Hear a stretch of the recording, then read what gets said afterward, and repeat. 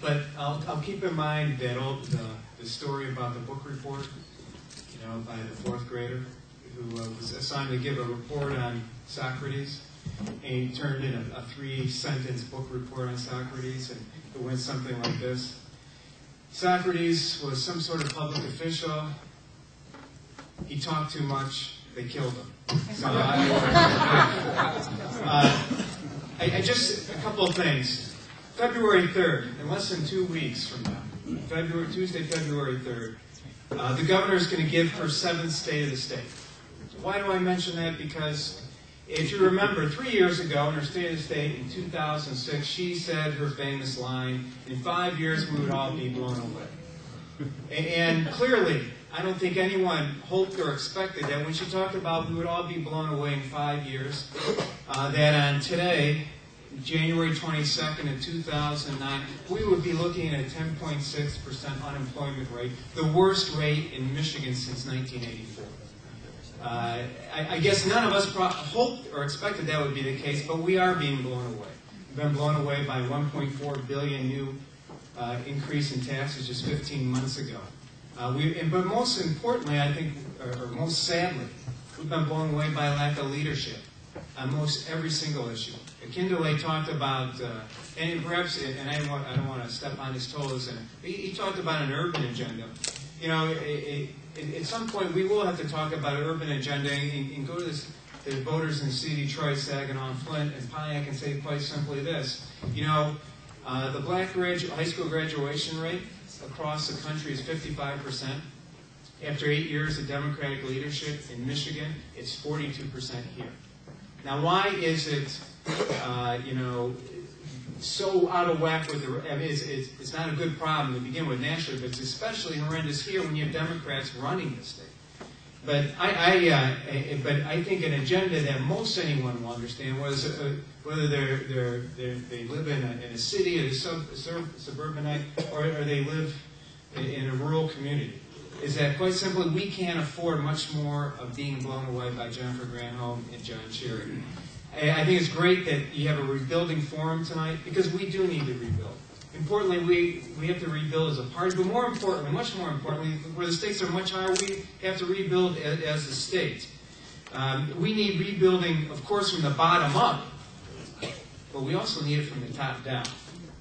And we need to change the leadership here. And I think it's an irony, a cruel irony, that if you read the papers last week, some of the same people who 15 months ago imposed the $1.4 billion in tax increases on us in terms of increasing our personal income taxes, in terms of increasing the MBT and adding a 22% surcharge on us, those same people are now talking about reform. That really is, proverbially like the fox talking about how can we better protect the chickens in the hen house. And so it's going to be our job as we rebuild our party to go out and talk about the issues, be informed on the issues, and also keep in mind this. Those tax increases wouldn't have passed without Republican votes. They wouldn't have happened without Republican cooperation. So we're gonna have to start practicing what we preach. And then once we start practicing what we preach, people will say you have credibility, not just as a Republican, but as someone who's concerned about public policy and is going to follow through on it. So that's lesson number one for us in a partisan mode in order to rebuild. Practice what you preach. Because at the end of the day, I don't care what line of business you're in, if you don't have credibility, people don't want to listen to you. So we're going to have to rebuild our credibility by practicing what we preach. And again, and I'll just wrap up with this. There is no state in the nation, obviously, that is in the straits that we are. We certainly do need to be rebuilt. We certainly need to not only rebuild our party, but rebuild our state. But we have a deficit in jobs. The governor is going to manufacture a budget deficit. But the biggest deficit we have is a deficit in leadership.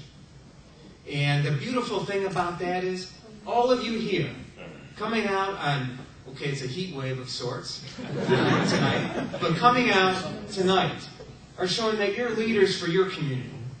And the message that you get from these four gentlemen and the crowd interaction It's incumbent upon you to take that back to your communities and be leaders and start educating the people that you interact with, whether it's at church, at services, whether it's in the workplace, whether it's Jim Runstead now on the Oakland County Commission, and start educating folks, provide that leadership. And when we do, we will turn the state around.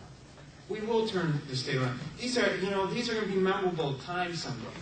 And I hope you look back on this night, I think it's January 22nd, and you mark this as the beginning of, this was the beginning of the turnaround.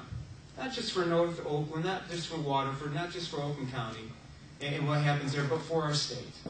Our fellow citizens are counting us to provide that leadership.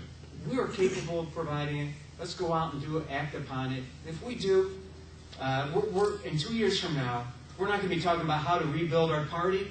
We're going to say, let's celebrate the fact that our party did the right things. And that we retooled, readdressed, and got in touch with the people of Michigan again, with credibility, advocated a strong public policy, and the people rewarded us by once again allowing us to lead this state and doing good things for the state. Enough pontificating by me tonight. You didn't pay to hear me talk tonight, but nonetheless, I appreciate the mic, Dennis, for 3 or 4 minutes, and I'm going to sit back and listen to these guys. Thank you very much.